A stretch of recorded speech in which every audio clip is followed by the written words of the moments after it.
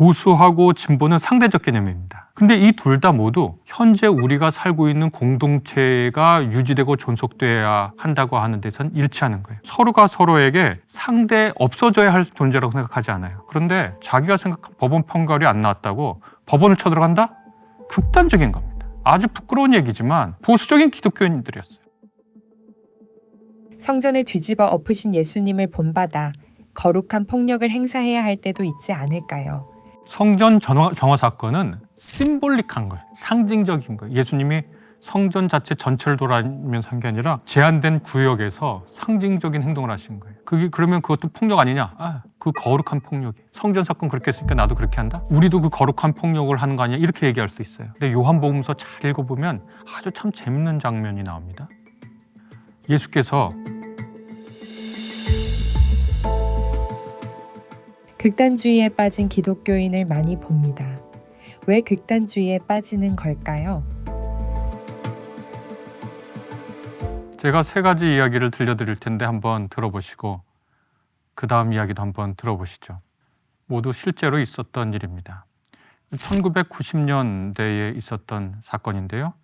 1994년 12월 30일 당시 22살이었던 미용 지망생 존 살비 3세라고 하는 한 청년이 있었습니다. 이 청년은 아주 강한 종교적 신념을 가지고 있었는데 가톨릭 교인이었습니다.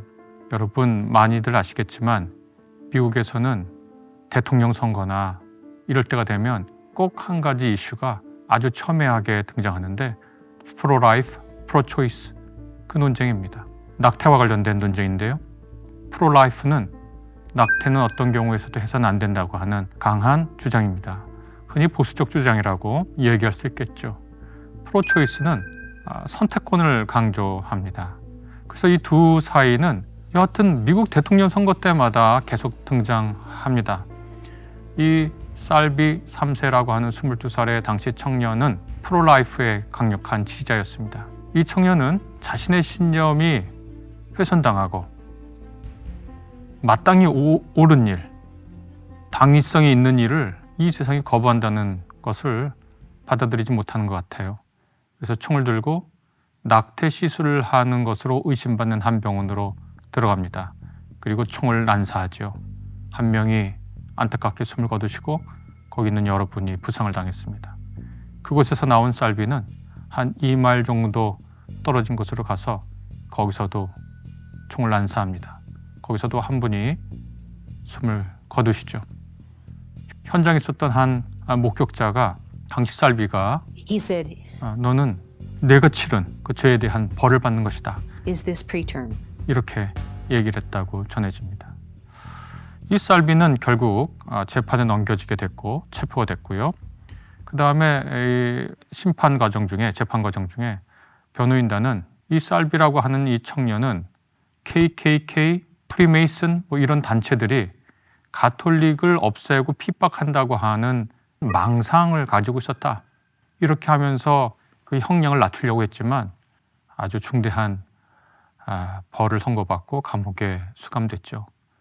더 아이러니한 것은 어떻게 됐는가? 이후로 알려진 바에 따르면 1996년 11월에 플라스틱 봉투를 머리에 써서 스스로 질식사하는 자살을 한 것으로 알려져 있습니다.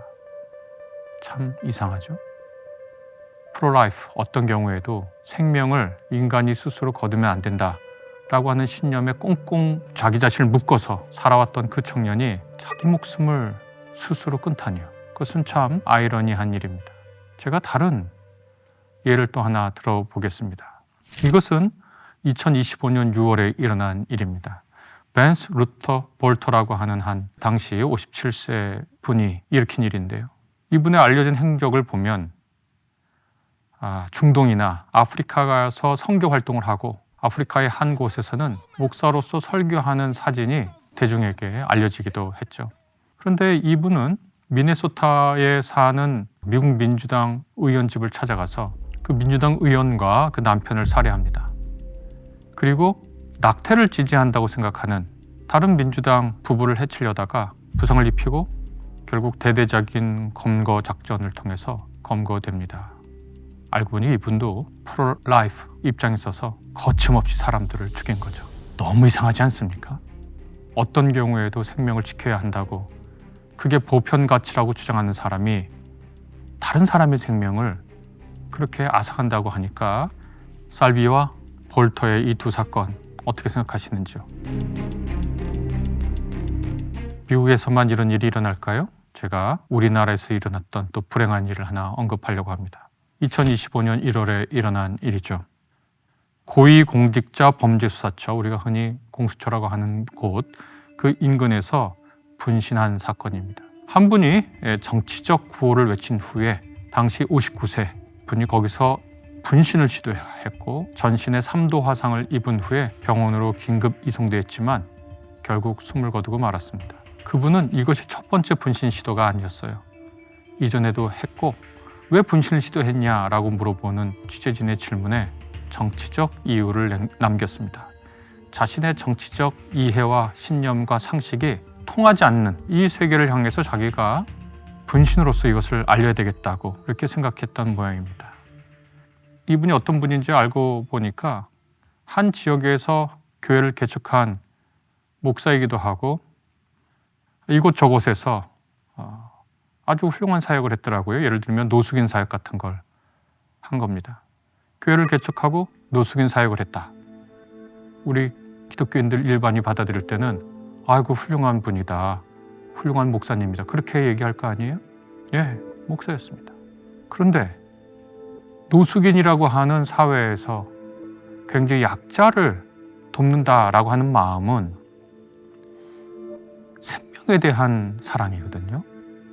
교회를 개척한다라고 하는 것은 죽어가는 하나의 생명, 영혼을 돌보기 위한 정말 거룩한 일이잖아요. 분신을 했다는 건 자살을 선택했다는 건데 도대체 어떻게 보면 자기 신앙의 일관성을 어떻게 이렇게 무너뜨릴 수 있을까요?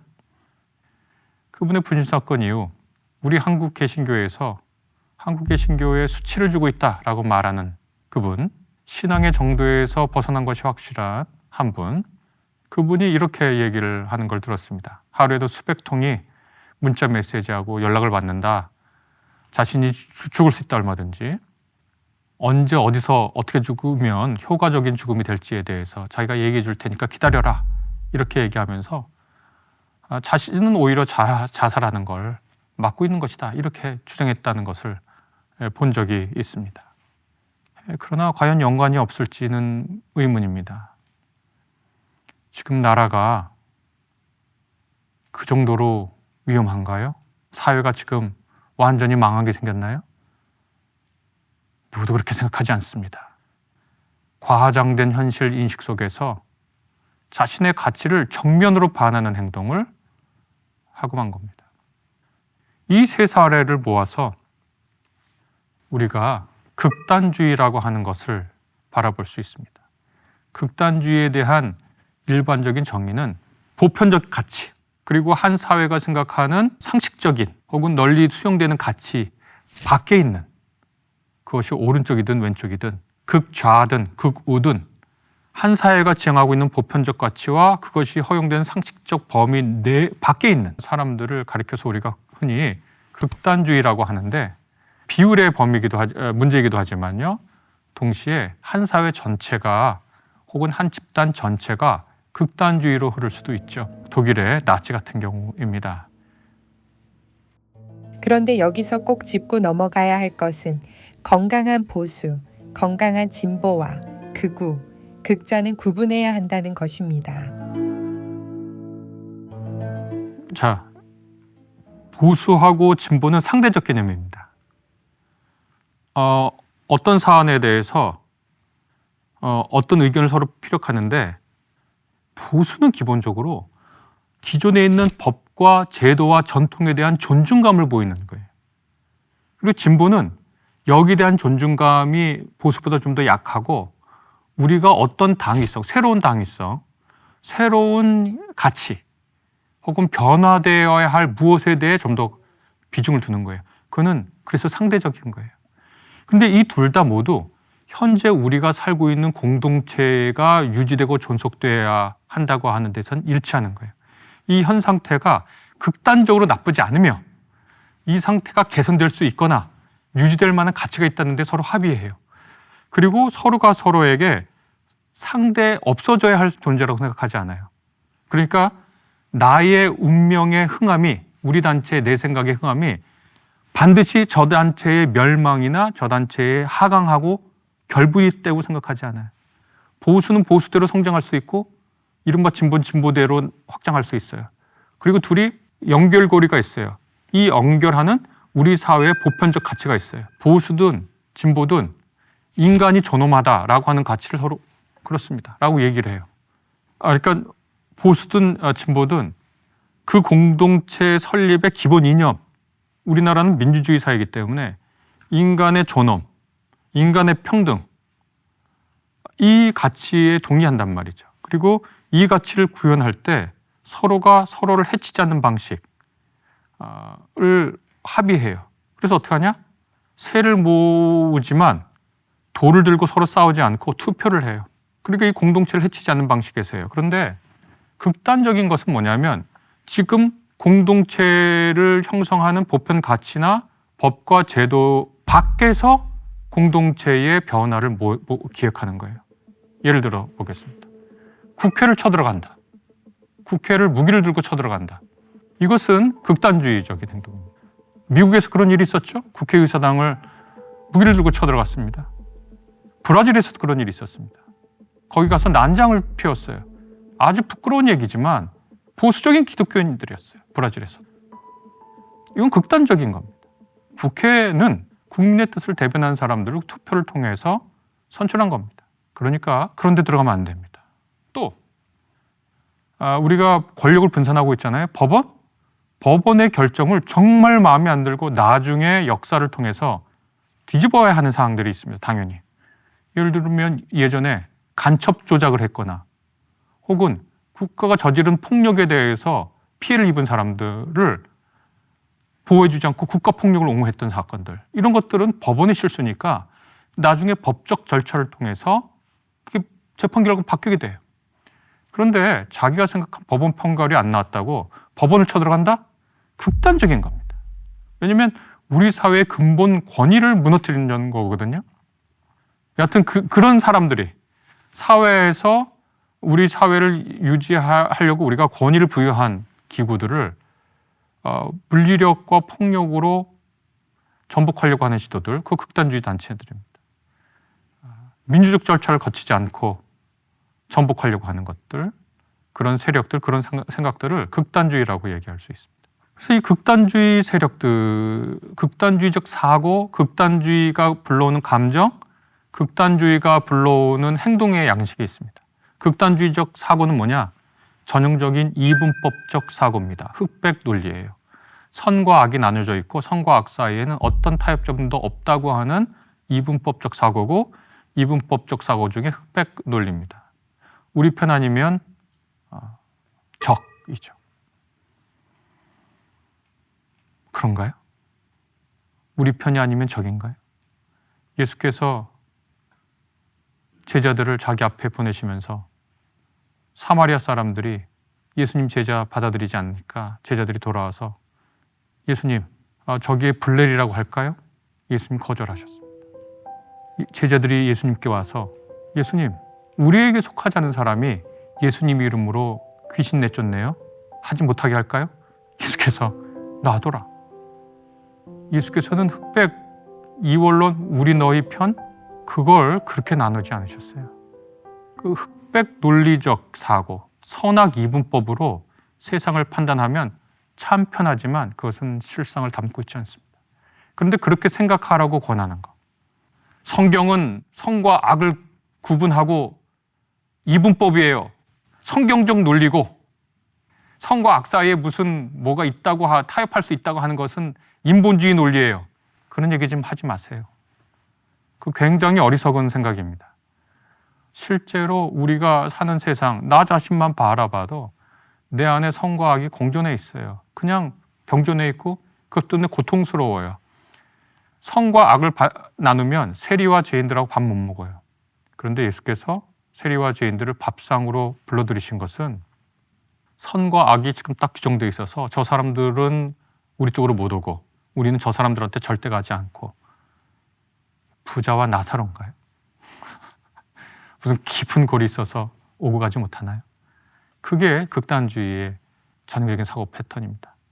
두 번째로 극단주의는 아주 중요한 눈에 띄는 감정적인 것들이 있는데 하나는 두려움과 위협에 대한 얘기입니다. 우리나라가 큰일 나게 생겼어요. 우리 교회가 큰일 나게 생겼어요. 우리나라가 다 공산화되게 생겼어요. 그런 얘기 두려움과 위협을 불러일으키죠. 극단주의자들의 언어는 우리에게 두려움을 불러일으키도록 고안되어 있습니다. 그리고 극단주의 언어는 악한 사람들이 우리에게 위협을 갖고 오니까 그 악한 사람들을 증오하고 경멸하고 혐오하는 감정을 불러일으키도록 구성되어 있습니다. 그리고 어떻게 행동하느냐? 제가 아까 극단주의 정의를 말씀드릴 때 이미 언급했지만 현 질서 체제 내에 절차를 따라서 이 일을 하도록 안내하지 않습니다. 폭력적 상황을 조장합니다. 심지어 자신들이 내세웠던 그 가치를 반하는 폭력적 상황을 허용하거나 부추겨요. 살비도, 볼턴도, 그리고 우리나라에서 들었던 사례도 그 행동이 자신의 생각, 가치, 그리고 자신이 혐오했던 방식 그대로 하도록 하잖아요. 그리고 끼리끼리 모이도록 하죠. 끼리끼리 모여서 서로가 서로를 집단 극화라고 그러는데 그것을 심리학에서 서로가 서로를 지지해주면서 어떤 일이 벌어지냐면 어떤 사람이 갖고 있었던 의견이 그거 같은 사람 의견끼리 모았을 때 점점점 극단화가 돼갑니다. 그것을 심리학에서 집단 극화 현상이라고 하는데 그런 현상들이 일어나죠. 서로가 서로의 과격한 생각, 과격한 발언의 한계를 점점점 늘려나갑니다. 점점점 늘려나가서 사회의 그 극단주의가 아닌 세력들, 아는 사람들이 볼 때는 너무나 극단적이고 너무나 그 망상에 사로잡힌 이야기들을 하고 있는 거예요. 폭력을 정당화하고 어떤 타협도 거부하고 선동과 선전이 있고 내 의견이 내 주장을 받아들이지 않는 사람을 지적으로 무식하다거나 저 사람은 원래 이상한 사람이었다거나 하는 식으로 사회에서 자신들을 선민의식화하고 혹은 배타적 집단으로 모이게 만들죠. 이런 것들이 극단주의의 아까 말한 게 정의고 극단주의의 특징입니다. 내가 있는 단체가 내가 접촉하고 있는 사람이 나에게 이 세상을 선악 이분법으로 보게 한다. 선과 악의 이분법으로 보게 한다. 그 사람이 내게 전해주는 말이 위협, 두려움을 불러일으키고 분노하게 하고 누군가를 혐오하게 하고 경멸하게 막 자꾸 만드는 말을 한다. 그리고 특정한 사람이 했다고 하는 말을 계속 들으라고 얘기하고 이 방식대로 행동해서 어떤 수는 폭력을 정당화하거나 타협을 거부하는 방식으로 나를 몰아가는 것을 느낀다. 거기는 극단주의 단체, 극단주의 성격이라고 얘기할 수 있습니다. 어떻게 해야 될까? 이미 극단주의에 깊이 빠진 사람들은 거기서 나오는 것이 사실은 거의 불가능할 정도로 그 자체 논리에 빠져 있습니다. 어떻게 해야 되는지에 대해서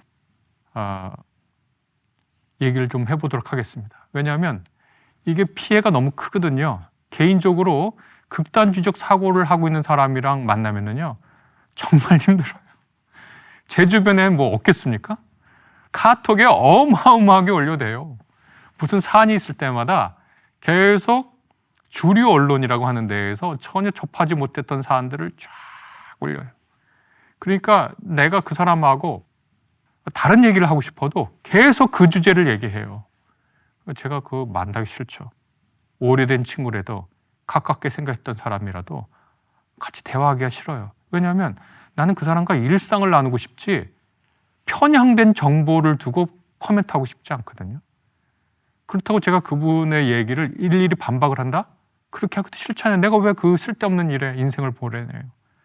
어떤 피해가 생기냐? 주변에 사람이 하나씩 둘씩 사라져간다. 그러면 내가 극단주의적 말을 하고 있다고 하는 걸 생각해야 됩니다. 혹은 안 사라져가면 내 주변에 있는 사람들이 다 착한 거예요. 그다음에 어떻게 되나? 자기 정신 건강 굉장히 폐해됩니다. 자기 인간관계 자체가 나빠지고 인지적인 왜곡이 생깁니다. 이거 쉽지 않습니다. 그다음에 자기가 속한 가깝게는 가족 관계부터 해체되기 시작해요. 성과 때문에 밥상 뒤집어 엎고 부모 자식 간에 형제 자매 간에 견디기 어려워지는 상황이 됩니다. 사회적 폐해, 국가적 폐해 같은 거는 말하고 싶지 않습니다. 이미 다른 분들이 많이 말했으니까. 극단주의가 갖고 오는 폐해들은 너무나 심각하니까요. 극단주의적 사고에 빠져 있는 사람을 이렇게 건져낼 수 있는가? 제 강의로는 어림도 없습니다. 제가 예전에 잘잘법에서 이단과 사이비 얘기했는데 그 얘기 듣고 이단 사이비에서 막 나온 사람들이 속출할까요? 절대 그렇지 않습니다. 물론 제게 와서 자기와 자기의 가족이 이단에 있다가 나오게 됐다는 얘기를 할 때 우리 잘잘법 영상이 도움이 됐다는 학생을 만난 적은 있습니다. 정말 고마워하면서 얘기하더라고요. 보람을 느꼈습니다. 제가 이렇게 말씀을 드리는 이유는 극단주의가 뭔지를 알고 우리가 스스로 조심해야 되고 혹은 그런데 이렇게 경도된 분이 있으면 가끔가다 한두 마디는 해줄 수 있을 것 같기도 하거든요. 사실 저는 제 주변에 있는 약간 그런 분들 몇몇을 사실을 논하지 않고 제가 지금 하는 말들을 통해서 조금 완화시킨 경험들은 꽤 있습니다. 첫 번째 어떻게 됐느냐? 이른바 에코챔버 형상이라고 하는 데서 나와야 됩니다. 아까도 말한 카카오톡에 온갖 종류의 그 루머 이런 것들을 보낸 분들이 있어요. 제 주변에는 얼마나 많겠습니까? 제가 한번 어떻게 했냐면 거기 있는 그 내용을 복사한 다음에 지금 AI 있죠? GPT나 뭐 퍼플렉서티나 제미나이에 붙여놓고서 맨 위에다가 이것이 내가 SNS에서 받은 내용인데 요것을 사실 확인해라 그랬더니 이야 대단하더라고요. A4지 반장 정도 되는 얘기였는데 A4지 한 장 반을 쫙 나열하면서 요것은 절반은 맞고 절반은 틀린데 그렇게 말해서 요 정보 자체는 잘못된 겁니다 하고선 아주 AI가 사실 확인을 쫙 해주더라고요. 선동의 기초기법이 사실과 거짓을 섞어서 화나게 만드는 거예요. 어떤 부분은 사실이에요. 어떤 부분은 거짓이에요. 뭉치면 거짓이에요. 여기 50% 물 있습니다. 순수한 물.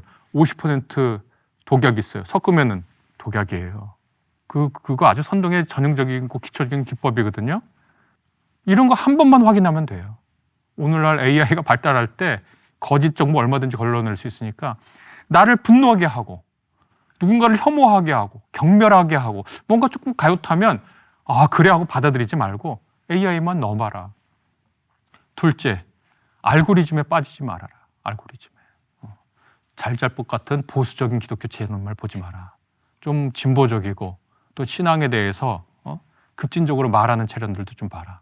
잘잘법도 많이 보시고요. 우리 잘잘법 같이 보수적이고 이런 채널만 보면 그냥 신앙이 이게 전부 다인 줄 압니다. 좀 진보적이고 또 뭐 약간 과격한 이 신앙에 대한 이야기도 읽어봐야 이렇게 생각할 수도 있구나. 이렇게 생각할 수 있거든요. 유튜브 알고리즘에 빠지면 절대 안 됩니다. 그럼 그것을 유튜브 알고리즘에 빠진 것 스스로 모르는 사람들만큼 자기가 세상을 다 알고 있다고 생각하는 사람이 없습니다. 제가 이 재밌는 경험을 하나 했는데 저는 사실 음악을 굉장히 좋아하거든요. 근데 음악을 굉장히 여러 장르를 들어요. 예전에는 그 요한 세바스찬 바흐만 하루에 1시간씩 들었거든요. 그런데 그게 하도 지겨워져가지고 어떻대. 그래서 인상주의 음악 들으니까 너무 좋은 거예요. 인상주의. 낭만주의 음악. 그래서 사람들이 인상주의, 낭만주의 음악을 듣는구나 알게 됐어요.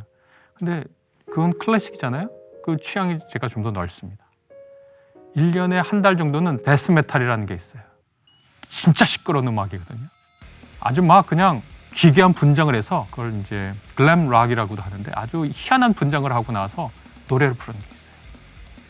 가끔 듣습니다. 한 달, 1년에 한 달에 한 달 정도는 정해놓고 들어요. 그 맨 처음엔 이게 도대체 때려 부시고 가사 알아들을 수 없어요.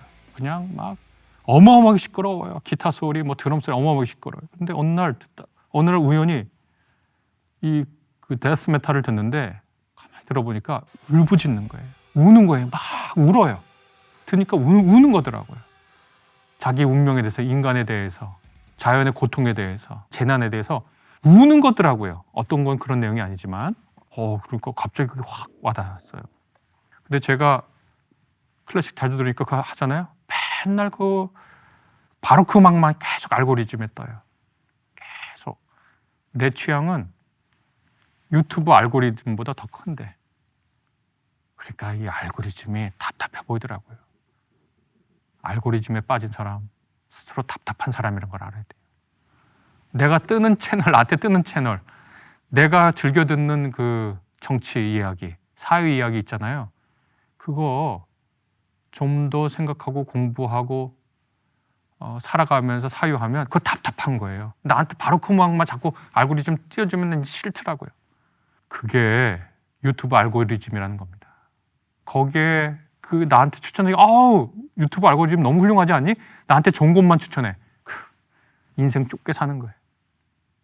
훨씬, 제가 음악만 얘기했지만 훨씬 더 넓게 있어요. 신앙도 제가 농담 삼아 보수적인 잘잘못만 보지 마라 이렇게 얘기했는데, 우리의 신앙의 이야기는 이만큼 넓어요. 그런데 여기에 그냥 극단주의로 빠질 수 있습니다. 편향에 빠질 수 있어요. 제가 알고 있는 한 분은 굉장히 신앙이 좋은 분이에요. 하나님만 믿고 살아요. 그런데 어떻게 하다가 지옥에 대해서 관심이 있어서 지옥에 대한 얘기를 들었단 말이에요. 그런데 이분이 가슴속에 두려움이 생겼어요. 지옥에 대한. 나 죽으면 지옥 가면 어떡하지? 그 다음에 계속 지옥의 두려움에 관련된 얘기를 두세 개 듣다 보니까 계속 유튜브에 지옥의 두려움을 경고하는 알고리즘만 계속 뜨는 거예요. 그분이 밤에 잠을 못 자요. 지옥 무서워서.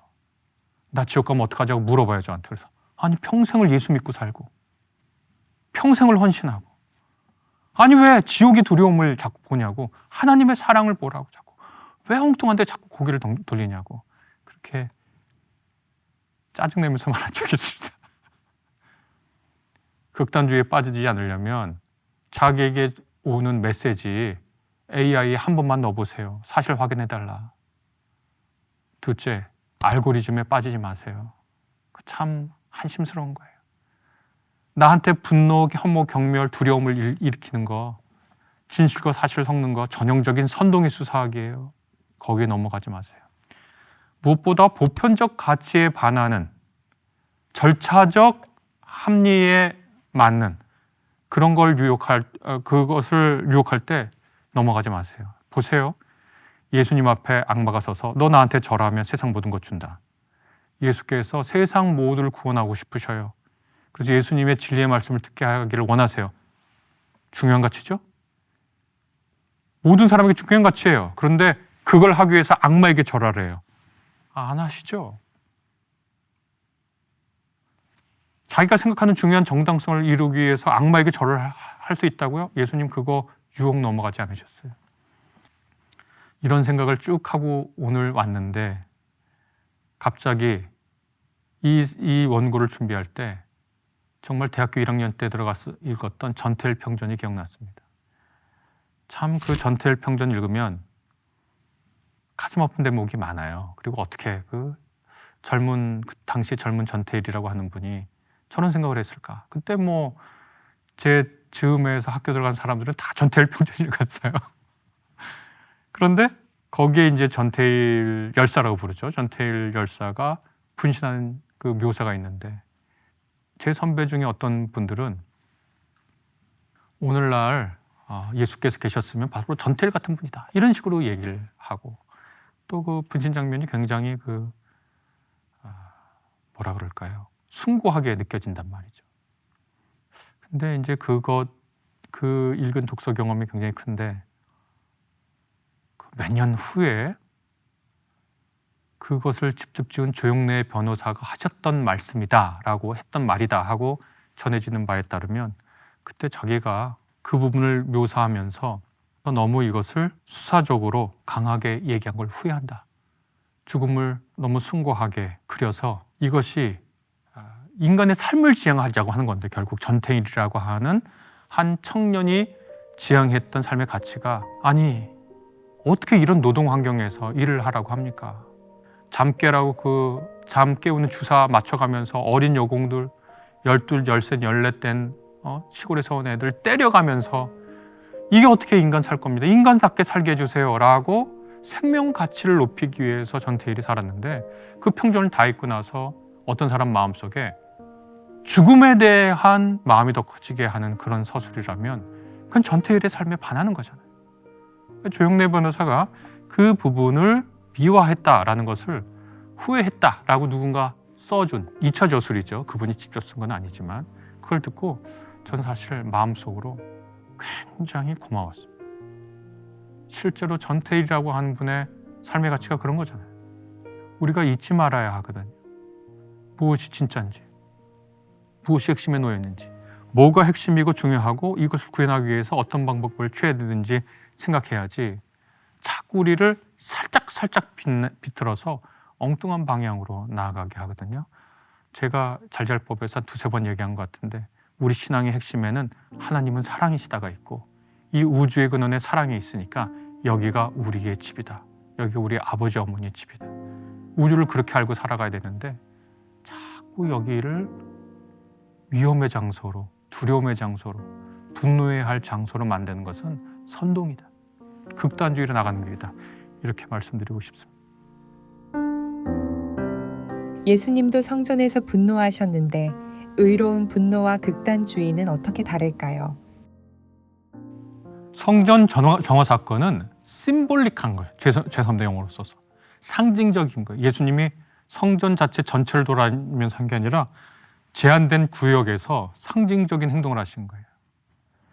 그러면 그것도 폭력 아니냐? 그 거룩한 폭력이. 근데 우리도 그 거룩한 폭력을 하는 거 아니냐? 이렇게 얘기할 수 있어요. 근데 요한복음서 잘 읽어보면 아주 참 재밌는 장면이 나옵니다. 예수께서 나는 심판하지 않는다. 하나님이 심판하신다. 이런 구절이 있는데 또 다른 구절에서는 요한복음 다른 구절에서는 하나님께서는 아들에게 심판권을 넘기셨다 그래요. 참 재밌죠?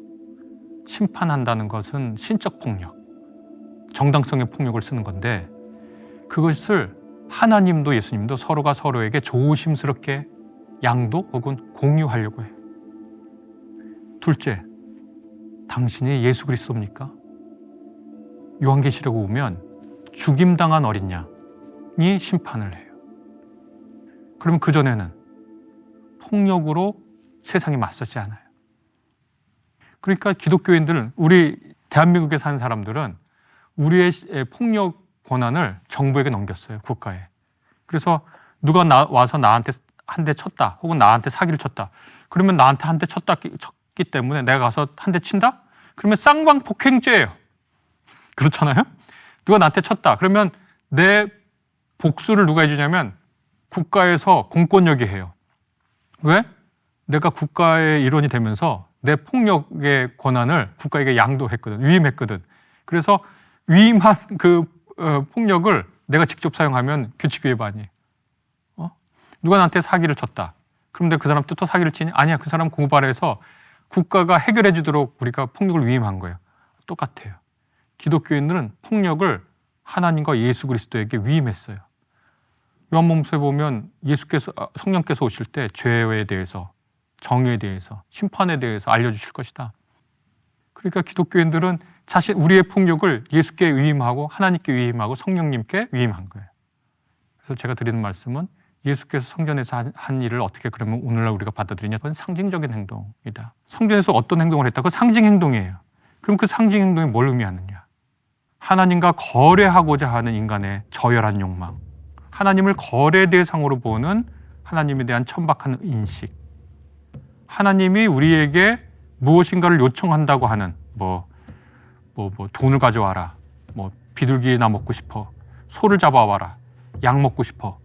그렇게 하나님을 오해하는 행동, 그걸 해주면 하나님이 만족할 수 있다고 하는 우리의 착각, 하나님을 어르고 달래서 우리가 원하는 걸 얻어낼 수 있다고 하는 이런 착각, 그런 거는 불가능하다 하고 예수께서 상징 행동하신 거예요. 그럼 우리가 그 상징 행동의 의미를 받아들이고 오늘날 살아야지 그 상징 행동을 그대로 따라하는 게 그걸 의미를 살린 게 아니라고. 그리고 성경에 물어보는 거예요. 정말 그 폭력 행동, 예수님처럼 하는 폭력 행동이 신앙에서 적절한 거냐? 폭력을 하나님께 위임했어요, 신앙인들은. 시민으로서 우리는 우리의 폭력 행동을 국가에 위임했고 신앙인으로서 우리의 폭력 행동을 하나님께 위임했어요.